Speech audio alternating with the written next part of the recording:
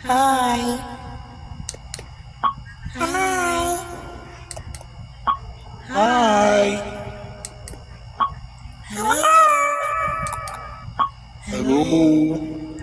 Yan, ang napapakinggan yung mga boses na iba-iba pag pinipindot po yung setting ng microphone.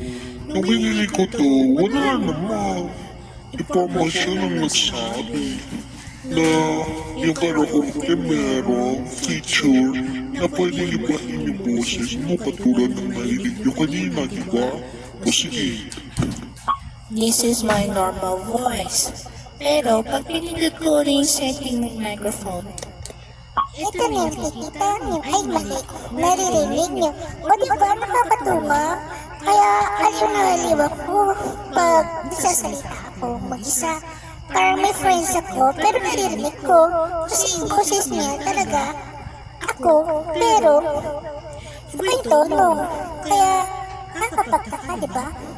O sige na, i-record ko muna ito at i-upload ko para maniwala kayo. Meron siyang AI.